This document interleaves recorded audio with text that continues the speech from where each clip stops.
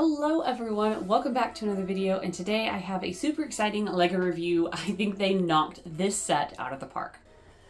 This is set 76440 Triwizard Tournament The Arrival. Ages 10 plus for 1,229 pieces.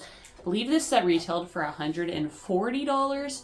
And it's really, really cool. I am very excited about this set as a whole for several reasons. The very first being that we get a new Durmstrang ship.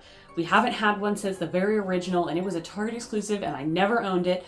We also get the Beauxbatons carriage, which is really cool because I never owned this set as well. And so they have combined two sets into one, and I think it was a super good move. I also just want to point out that the way that the box is titled, where it says Triwizard Tournament and then a semicolon, The Arrival, makes me think that we're going to get more Triwizard Tournament sets, which I'm very excited for because The Goblet of Fire is my favorite movie.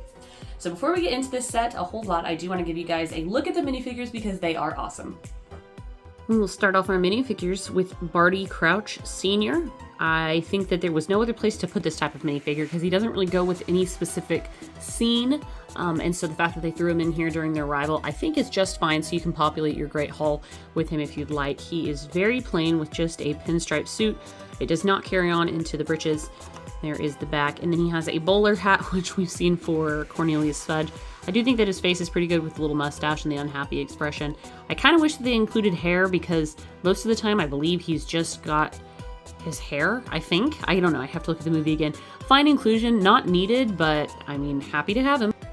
And here we have Madame Maxime, and a lot of people are really excited to see the avatar body being used in another character, and while I do think that it could be fitting for this character, I'm just not a fan of it, honestly. Some people were like, oh, she looks amazing, she looks great. I think that the arm length is definitely an improvement versus the other minifigures we've gotten from her with the regular minifigure arms and the really long skirt. But I don't like the legs because she should be wearing a skirt, and that really bugs me. I don't like when they do that with minifigures because to me it's an accuracy thing. And so I don't really like this figure because of that, but she has a lot of detail in the front. It just doesn't transition well, in my opinion. Look at the 3 holes. It's cursed.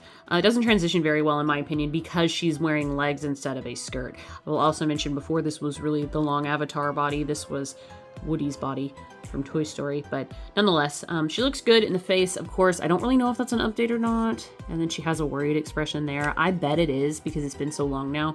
But there she is, Madame Maxime. And here we have Fleur Delacour in her school outfit, and she looks great. She has dual molded legs, which indicate her boots, and I think it looks really good. Overall, this is a great minifigure. She's a little bit plain, but that hat hair combo is really cool. I like that a lot. I've never been a fan of the face that they used for this.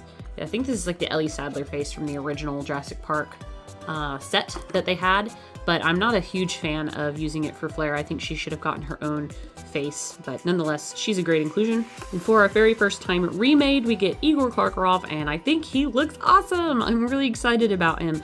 I love the white. He's got dual molded legs, which is fantastic. Good detailing on the front. Good choice of hair, in my opinion. I actually have not seen this hairpiece before, which is very interesting. And then just side note, if you ever wanted to make a Lego Jesus, I think you could do that with this hair. His face print looks good. I love the goatee. He's got a very angry expression on the other side, which I think is kind of like conniving and sneering and looks really good. I kind of wish he'd come with his hat, like his winter uniform. But maybe he didn't ever have one. I'm not 100% sure. He looks great though. Really excited to have an updated version of him. And then we have an updated Victor Crumb in his school uniform. And again, super excited to have this figure because he looks so much better than the original. I love that furry coat, I guess, that winter coat. And this is with the more updated Victor Crumb face that I think is much more accurate. They have the furry collar, which I really like, but I do wish that they included his hat. So that's kind of a disappointment that they didn't.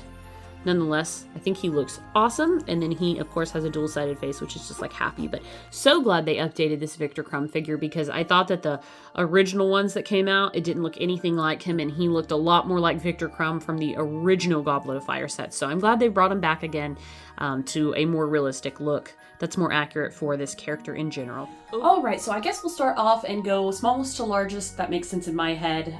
So yeah, sit back and relax. We'll take a look. So starting off, we get 2 small builds that don't have anything to do necessarily with the larger builds, but it's really nice that they included these. I personally really like them. So we have the Triwizard Tournament Trophy. which is really good. We have gotten some mini builds of these from advent calendars in the past, and they've always been substantial, like they'll do just fine. But this one personally, I think is really quite accurate. Maybe a little bit large in scale overall, but I think they did a really, really good job with the trophy itself. Then we have the Goblet of Fire, and I also think this is a great build. Again, we've gotten this in an advent calendar before, I do believe, and I really like this build. I definitely think this is the preferred build. I really appreciate that LEGO included both of these builds, because since we have already gotten our great haul, our opportunity to really get these two pieces again is kind of gone. So they just threw them into this set, and that works for me. Next up, we have the Beauxbatons carriage, which we have gotten in the past. It is a set that I never owned. I do believe the original is quite a bit larger. It has some really cool features. This one is a lot more compact. It's smaller, but I think it is still great, and it makes a really good companion piece to our Durmstrang ship off to the side here. So as you can tell, there are a couple of stickers on the doors for the Beauxbatons, and it looks really nice. The doors open, and I really appreciate that detail.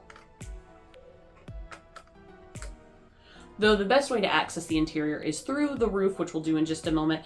I like this little cracked egg. Parts usage here is nice. And then we have a treasure chest in the back that holds some teacups, which is pretty funny. We have a spot for somebody to steer the carriage, which unfortunately they don't give us any kind of carriage driver, nor do I recall there ever being one in the movie, but I might be wrong. And then we get the one of the winged creatures that carries this. Obviously it's inaccurate because we get like what would be the equivalent of Santa's sleigh of reindeer worth of these guys, and they've got weird names. They're not unicorns and they're not Pegasus or anything. They're like Apraxa or Anaxa, something like that. They've got a weird name that starts with an A, and I don't really know what makes them super special per se, but you do get a secondary piece, so you can turn it into, I guess, a regular horse? I'm not really sure. Since it's got tiled off section, you can't really put the wings on top of it, but it doesn't really matter because I plan on displaying it this way, so that's fine. We do have some little lights off to the sides as well, and then some little doors that will open on each side, or I guess I should say windows. Taking off the roof is the best. Don't do that.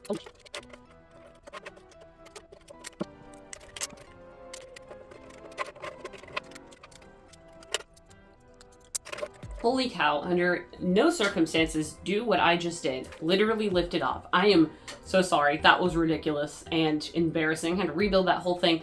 You can't pull off this top section. This literally just sits on the top, and it has been a couple of days since I built it towards reviewing it, and I forgot, and I just tried to do it live on camera and literally exploded the carriage. Luckily it was easy to put back together. But on the inside, we just have two simple seats for Madame Maxime as well as Fleur Delacour. And I think that is just enough for this set. Holy crap, I can't believe I did that. But nonetheless, I think the carriage is a great inclusion. It is scaled down a little bit, but I never got the original one, so I am not disappointed personally, so that's that. And then of course we have the Durmstrang ship, and it is so big, I am blocked off, so just beware. I love it though, it is amazing. This was my #1 wanted Harry Potter set from this most recent wave, and personally for me, it does not disappoint. Obviously, we have printed sails, which is amazing with the Durmstrang logo, as well as other fabric sails and little tasselies to make it very wizardy. I mean, to me, it looks so good and gives off just the look of kind of pirates, but also Harry Potter, and it's really cool. There's no large hull piece for this boat. It's all brick built, which is quite neat, but I would say relatively sturdy. It's got kind of a magical squished look about it. It's kind of short and stocky and tall, and just, yeah, I really, really like the way it looks.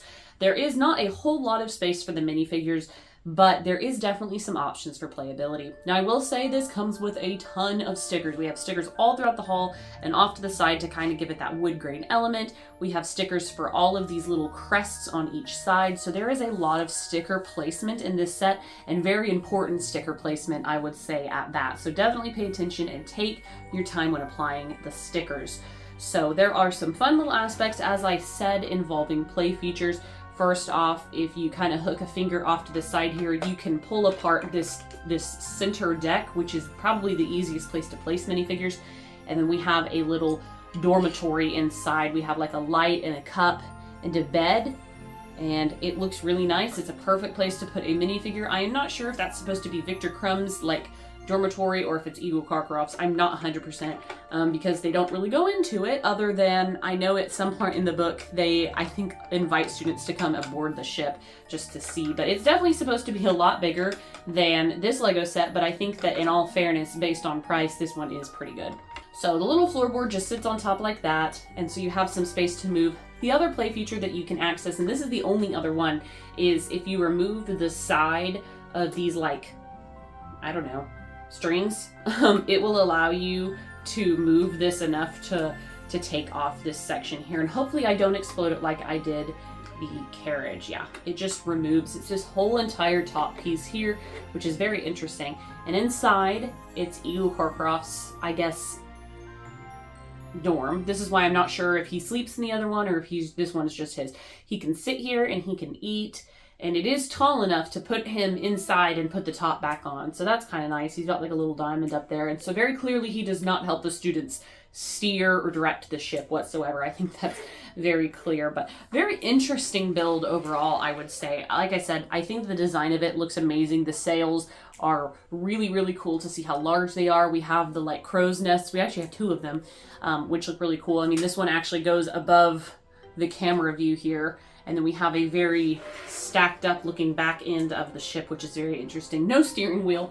Definitely different from other ships that we have done from Lego. And so I really like it for that. I think that gives it a very unique element. I don't really like that you have to detach part of the Lego set to reach one of the like interior details. I'm not a huge fan of that, but I really like the floor underneath with like the bed and stuff. I think that looks awesome. And then of course our 2 minifigures that go into the ship fit in here very comfortably. There's just not a lot of minifigure access up towards this front section here, and then any of these sections here, it's very hard to place any minifigures along them. So you're kind of stuck with just putting them right here in the center or opening it up and placing one inside. But that's okay to me because I am not going to play with this set. But I do think that the compactness of this set makes it a little bit more difficult for play. So just something to keep in mind. I would have just lost my bananas if this had come out when I was a kid, like at the height of Goblet of Fire. But the ship that we did get, I think, was pretty good for the time. I never even saw it in stores because we didn't go to Target back then, so it was a Target exclusive. But overall, I think it's a great set. The fact that they include the Beauxbatons carriage as well is amazing. A+ for Lego, personally, for me. I don't really know if it's expensive parts per piece, but it feels like a good value to me. I was really excited to build it, and I enjoyed constructing something like a ship. It was very cool. So anyways, I hope that this review helps you to decide if this is something that you would like to pick up. Let me know what you think in the comments below, and until next time, I will catch you later.